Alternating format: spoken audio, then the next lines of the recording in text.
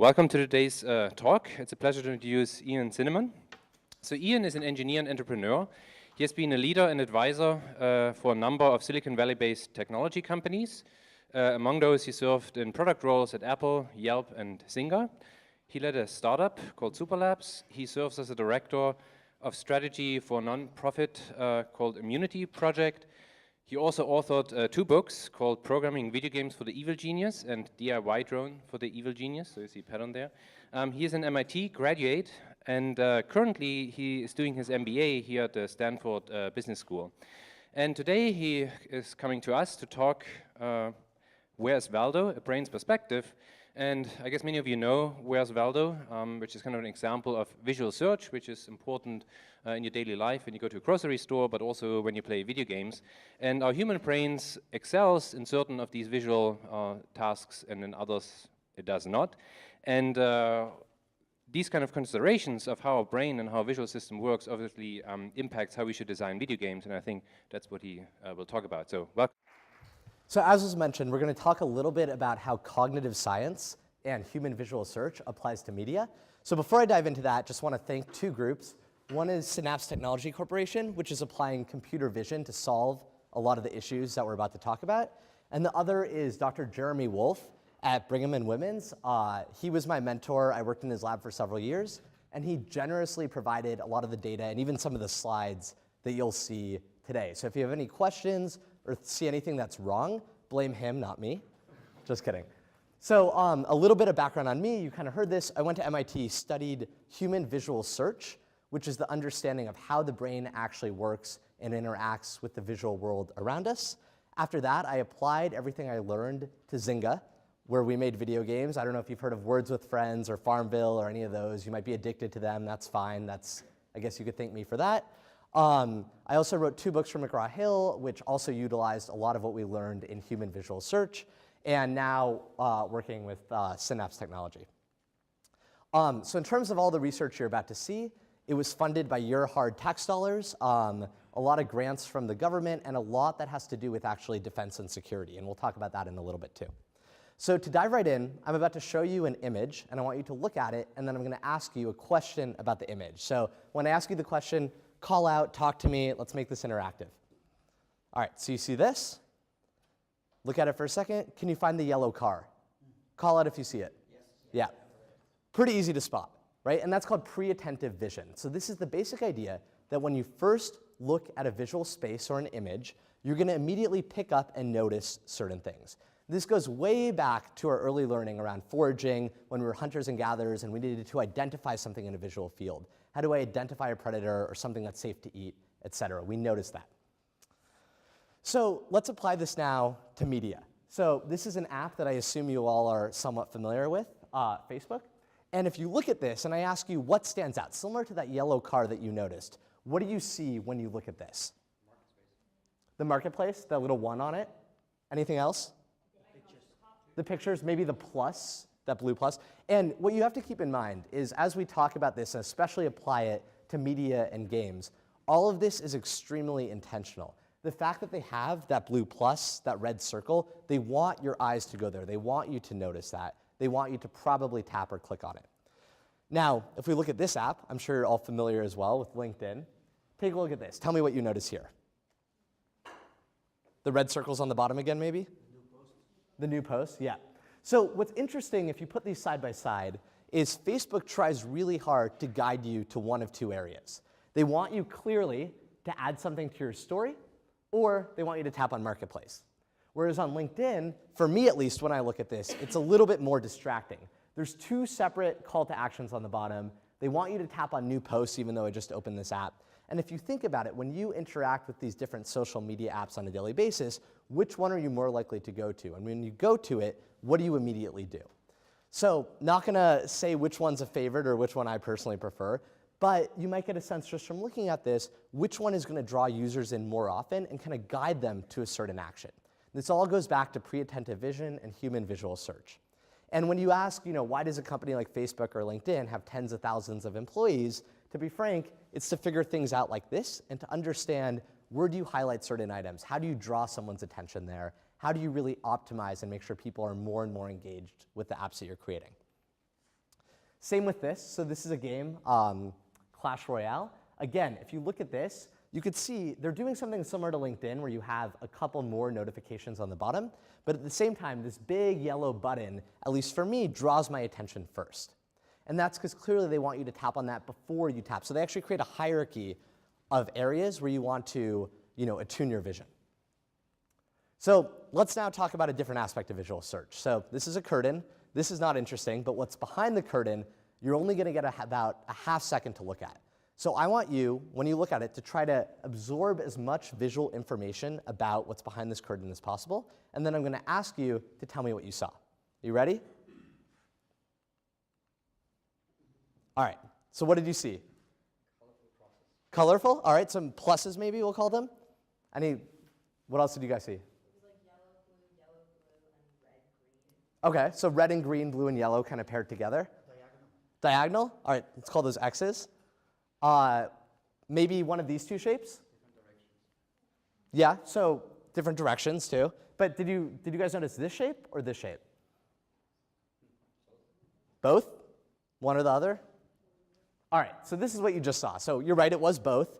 Everything you just described is correct. But if you notice, you probably had a hard time if I asked you to redraw the same image, exactly what it was. And part of that issue has to do with how actual objects in an image are created. So when we think about, well, what is an object made of? It's made up of multiple features that are bound together that, when bound together, create an object. So for example, these two separate shapes right here, they're red, they're green, they're horizontal, they're vertical, they're kind of in a plus shape. These are all different features that come together to create that one object. So again, red horizontal, green vertical equals the shape that you're looking at. But what does this actually mean? It means that if you have a series of different features and you bring them together, that equals one object. So let's do another quick experiment. When you see this red and vertical, so those are two features we're bringing together, this red vertical bar, clap. All right, so you see one there, so let's hear everybody clap once. All right, so you're going to see another. Every time you see one, go ahead and clap. So if you see a couple, clap twice. All right, so there's several here, but if you notice, you probably found one, you looked a little, and you found the other. So let's look at how did the brain work? How did you analyze this visual field and figure out where that red vertical bar was? First, you found everything that was red. You kind of have a heat map here to see that. Then you probably found everything that was vertical. Then you overlaid them on top of each other and figured out, well, where do you see red and where do you see vertical?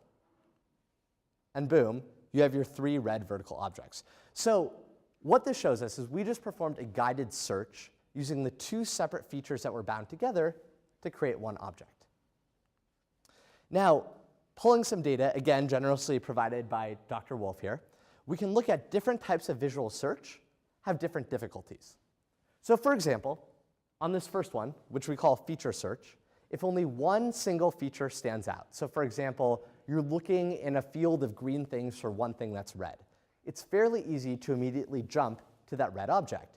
And the more distractors, which are things that you are not looking for that are present in the image, it doesn't actually take more time to find that single initial object that you're looking for. Now, with the next type, conjunction search, let's say you have multiple features, and now you're saying, well, I'm not just looking for the red thing, I'm looking for the red thing that's also vertical. So now you're doing two separate types of feature searches to find the object that you're looking for. And as you increase the set size, meaning the number of distractors, which are, again, are the objects that you are not looking for, it gets a little bit more difficult. The reaction time to find the target that you're looking for goes slightly up. Now, it gets even more complicated when we enter a more complex search, such as spatial configuration. So imagine now, instead of just, hey, we have red, we have vertical, what if we're rotating it, we're translating it, it's moving in 3D, it's moving around in your spatial field? That gets significantly harder. So if you want to think about, well, how does this apply? Where does this go? As you're designing media, websites, games, et cetera, and you want to guide a user's attention to a certain area, keep this in mind. You want to remember, well, if you want them to look at this one big call to action, this one button you want them to click on, you really need to guide their vision with a certain kind of visual search. So for example, let's talk about Fingaz Words with friends. How many of you have played this game before? Good. All right, everyone. That's great. So Zynga did a good job getting it out there. But if you look at this and you're looking at these yellow tiles, your eyes always want to dart to the yellow tiles because those are the play pieces that you're interacting with. So it was designed in a way that, one, the yellow color easily stands out. But then when it comes to actually trying to figure out what letter you're looking for, if you notice when you played this game, it's a little bit more difficult. And the reason is you're going through one of the more difficult kinds of visual searches that we outlined before. And that's intentional. We want it to be fun to say, hey, where's that letter that I'm looking for? Or, oh man, I wish I had a T, or whatever letter you need. So when you take a step back and look at it on the whole app, again, it's really easy for your eyes to dart to the yellow squares that are the letters that you want to place. But when it actually comes to the search of saying, which letter am I looking for, we now have multiple features that are being bound together into an object, which make it slightly more difficult to find the exact letter you're looking for. Some solutions might be, in theory, you could color code vowels, you could do things like that. But again, that wasn't the intention when designing Words with Friends. So let's talk about more than just features. Do you guys see golf balls in this image? Yeah, you see two? One here. Do you see this one? It's kind of hard to see because it's green as well. So does anyone see any others? To the right, like here? Like there? That's not one. In the green field there. Where? Here? Next to the letter E. Down here? More down. To the left. Yeah, there. There? That might be one. But turns out you guys are actually missing 5. So if you look, there's one right here, and one here, one here, one here, one here. They're pretty obvious. In fact, if you pull them out and you had a computer algorithm say, find the golf balls, the one that was up here is much more salient than the ones that were down here, especially this green one. But you had a much easier time. Nobody in the room pointed out the ones on the top right. And the reason is you're doing something called scene guidance. And that means you have a mental expectation that there is going to be an object that you're looking for in a certain area. For example, if you're at a golf course, why would there be a golf ball up in the tree? That doesn't make much sense to me. It probably doesn't make much sense to you either. But this is a great trick that you can use when you're designing media or games or whatever it may be to make visual searches slightly more difficult, which sometimes you absolutely want to do depending on what you're designing. But keeping these in mind really lets you design something that's catered for the audience that you're looking for. So an example of this is, let's look at this app. Again, you're probably familiar with Facebook. Now, I'm going to show you another screenshot of Facebook, and I want you to tell me what changed. Do you see a difference? So look down here. Do you guys remember back several months ago when you wanted to open Facebook Messenger on your phone, you would tap down here? And then suddenly, the button changed? Does anyone remember this? Do you remember when you would accidentally open the marketplace instead of Facebook Messenger? That happened to me a lot, at least. I don't know about you guys. Maybe I wasn't paying enough attention. But Facebook did this in a very intentional manner. They knew that because of scene guidance, you have a mental expectation that when you tap the button on your phone right above the home button, where Messenger usually is, you're expecting Messenger to open. And Facebook also knows that Messenger is one of the most common apps used within the Facebook ecosystem. So when they rolled out a new platform, Marketplace, and they wanted to get as many users as possible to the marketplace, what did they do? They used scene guidance to their advantage and knew that you have a mental expectation when you're tapping something, you know what the scene should look like, and they swapped out the Messenger button for the Marketplace button. What did that result in? It resulted in headlines like this. Everybody thinking Marketplace is a massive success because now everybody's tapping on it and they're going there, whether intentional or not.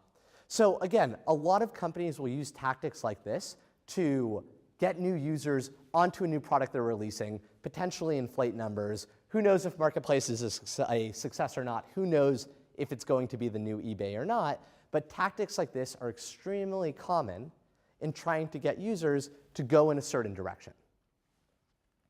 Now, let's talk about another type of search. So this is guided search. So up here, these are all drawings of a person's lungs. Obviously, it's not the actual lung, it's an artistic representation. Now, all of these lines moving around are eye tracker movements. So what they did is they said to a radiologist, somewhere who in their first year, second year, third year resident, an expert radiologist, we're going to show you an x-ray of a lung. And we want to track how your eyes move. How do you visually search across the lungs to try to identify cancer? And while they showed all these different examples of CT scans of lungs to these radiologists, they tracked their eye movement. And those eye movements are represented by these lines. So anywhere where you see these kind of dark blobs, that usually means, well, they maybe move their eyes around a little bit in this one little area. They stayed really focused in this one particular area. They spent a lot of time there. And when you see little lines, it means their eyes kind of darted across very quickly. And if you don't see any lines at all, that probably means, well, it's not really moving. Their eyes didn't even go there.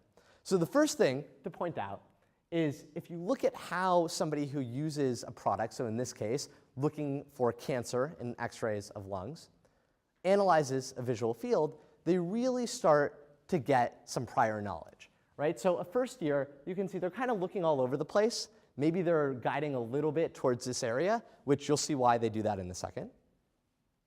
A second year radiologist, all right, they're starting, there's less eye movement. They kind of know where to look. Third year, even more so. They're not really focusing on any one area for too long. Residents, it seems like they're really just focusing on one or two areas. By the time you're an expert, you're not even looking at certain areas. Like, I don't see anyone looking here at all, which is interesting. So what does that mean? Again, we've talked a lot about the different human biases that occur in different kinds of visual search. So when you become an expert in something, similar to the scene guidance where you have an expectation of where something is, very similar expectation of saying, hey, I know where cancer usually appears, so I'm going to really move my eyes over here. And just so you have a kind of control sample, this is random eye movement from someone who doesn't really know what they're doing looking for cancer. They're not that aware. So this is an actual CT scan. And just to show you, this is the round white nodule of cancer that a radiologist would be looking for. So again, if you noticed, there's a lot of, this is not cancer here. This is just part of the human body that should be there. And again, if you notice in the beginning, that's where a lot of the first year residents, the first year radiologists were looking. Right? Their eyes were saying, oh, this kind of looks similar to what cancer might normally look like.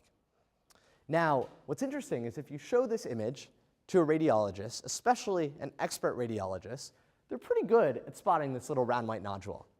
But I'm curious if anyone notices anything else different about this image. Yeah? Yeah, there's a gorilla in the top right. So you may ask, why is there a gorilla in the top right? So this, again, all the credit for this experiment and this idea goes back to my former mentor and professor, Jeremy Wolf, and he came up with this idea that because of expert guidance, meaning they know where to look, if you put an anomaly in the image and you say, spot the cancer, and the anomaly is in a location that they're not normally going to look at, they're not going to notice a gorilla in somebody's lung. Now, how often is there an actual gorilla inside the human body? Hopefully never.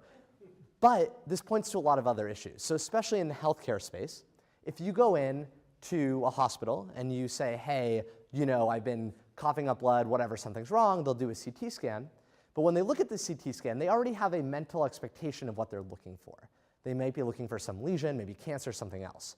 So oftentimes what will happen is if you have something that they're not expecting and you go in there, they might not notice what's actually wrong. And this has actually been the case for several malpractice lawsuits. In fact, a massive one at Mass General in Boston, where I forgot what the settlement was, but it was a multi-million-dollar settlement over the fact that somebody went in with one issue, and the doctor did not notice that they had a completely unrelated issue. Because again, they used that expert scene guidance. They knew what they were looking for, and they kind of had their mental cognition closed off to the idea of anything else. And that can be really dangerous in medicine. And tying that back to kind of media and games, it's very similar. If you have a mental expectation that you're looking for something in a certain area, you can use that to your advantage as you're designing products, games, websites, whatever it may be. So let's talk about one more kind of visual search. Does this image look familiar to anyone? Yeah, have you guys, I'm sure most people have flown before and had to wait in line. If you didn't wait in line, that's an anomaly and that shouldn't happen. So this is unfortunately an all too common scene. And it turns out that a lot of the research we did around trying to analyze, well, what is in this image, especially when it appears rarely, sporadic visual search, all of that applies to the TSA looking through your bag. So is anyone here afraid of flying? Hopefully not, because I'm not going to tell you anything that's too reassuring right now. But what I am going to do is ask you to sit in the shoes of one of the TSA agents who's actually working at the X-ray machine. So I'm about to show you a series of X-ray images of real baggage, and I want you to call out and tell me if you would let that bag onto an airplane. Now keep in mind, in reality, the TSA agents are pressured to move the line along quickly. I mean, do you guys want to wait in line for an extra 10 minutes because they're pulling across every bag? So they're trying to reduce the number of false alarms, but increase the accuracy rate as much as possible. And that's really difficult because I'm sure, as some of you are aware, as you increase the number of false alarms, accuracy rate goes down, and vice versa. So you're going to see an image. Normally, you would have just a few seconds to analyze it, but I'll give you guys as much time as you need to call out as if you see anything that you would pull aside. All right, take a look at this bag. Yeah? You would let it through or you wouldn't let it through? No, wouldn't let it through. Why? What's in it? This thing down there. The wrench? Yeah. That's allowed. We're looking specifically for knives and guns. Okay. Those are the two things that, they also look for explosives, but that requires a lot more training to understand how that works, so we're not even going to talk about that. But knives and guns. A what? A bottle? Oh, but maybe, let's say it's empty, but good eyes. Yep.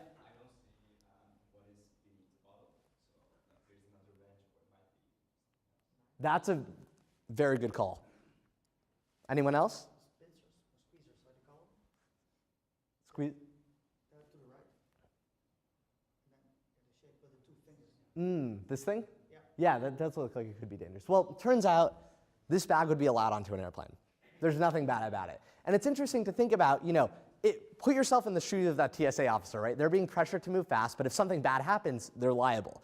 It's a very, very stressful job with a lot of fatigue. It's incredibly difficult. So next time you fly, hopefully keep that in mind. I'm going to show you another bag. Call out if you see anything. This kind of mess here is probably a circuit board on a computer, which still are allowed, luckily. Yeah, but what's it connected to? Good question. So I will say these machines are very good at spotting organic compounds, which are usually explosives. So that's not usually the worry. The worry is more sharps and guns. All right, so let's say this bag's allowed. That's good. You guys are getting better. How about this one?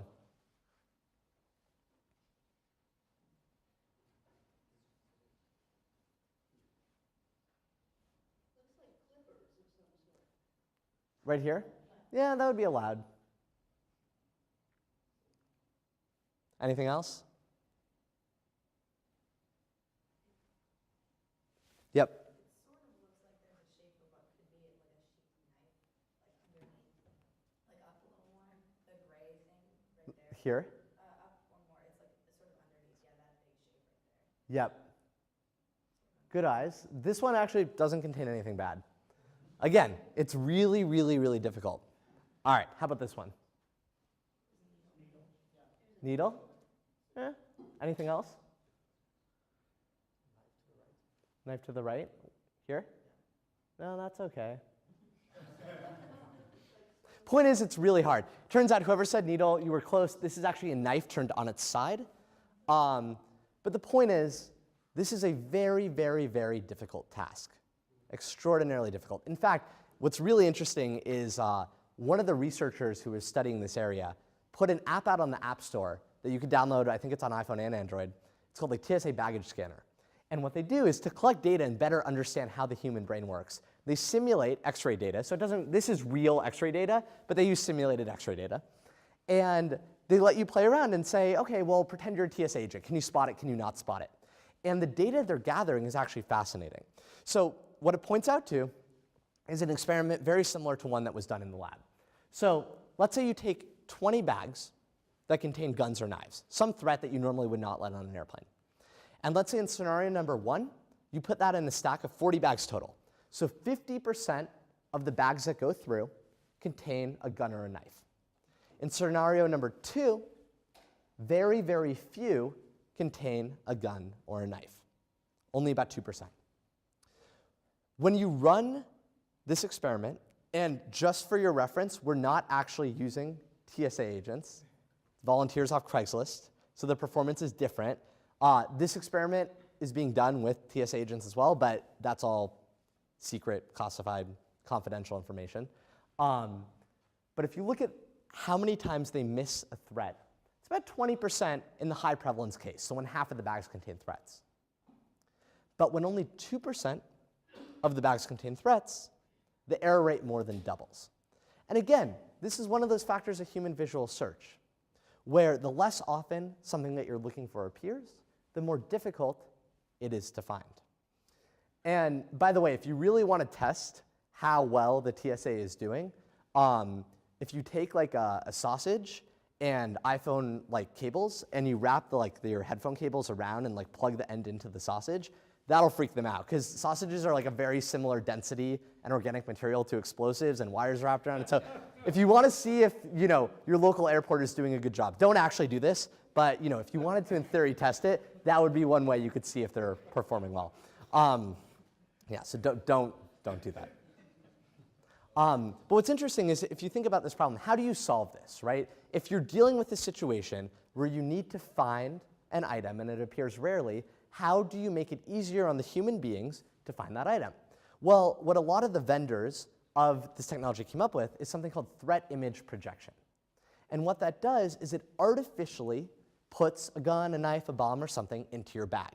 So if you've ever been at the airport and your bag is going through and it goes through again, but they don't actually search it, you got caught in threat image projection, which means they're basically saying, okay, well, let's figure out let's test people more often, make it less sporadic, make it easier to find something. So if you take all of this and you say, well, how does this actually apply to media or games or something like that? Has anyone been to Vegas and played slot machines? Because it's a very, very, very similar mental game. Because what they're doing is they know just the right amount to let you win so that you don't have this issue where you fatigue and you get tired and you get bored, like our hardworking TSA agents do. And they let you win just enough that you want to keep on playing and you think you could win more and more. So they know the exact right balance of how sporadic to make it versus how often something should appear. And of course, we're not necessarily making, slot machine games in Vegas, but if you look at Zynga and a lot of other companies, they've been focused a lot around what they call social casino. And that's the basic idea that you're not playing for real money, but you're playing virtual slots or poker or something else on your phone. And because you're not playing for real money, they're able to tune their algorithms in a way that optimize for this kind of visual search. So they know how often mentally you want to win so that you don't fatigue and you don't get frustrated. They know how often you need to lose in order to, keep you spending more money. So everything is optimized. So, one thing to keep in mind is whatever game you play, website you go on, keep in mind that nothing is really accidental. Or if it is, that's a mistake. Everything should be extremely intentional. They know what they're doing, and they're designing it in a very, very specific way so that you keep engaging and re-engaging more and more and more. So overall, I wanted to leave a good amount of time for questions and discussion and dive a little deeper. But the goal of this was to really help you understand, one, how the human brain actually processes a visual field, and then how that goes and relates to media, games, websites, et cetera, all the things we're working on. So just real fast, wanted to say big thank you to Dr. Jeremy Wolf. Again, a lot of the slides and talking points come directly from him that he generously let us use for this talk today. And if there's any issues with the numbers, he's your guy to talk to. And he loves discussing this stuff. But with that, would love to open the floor to any questions, discussion. Happy to talk about more cool examples of things that we did at Zynga or in other companies, et cetera, et cetera.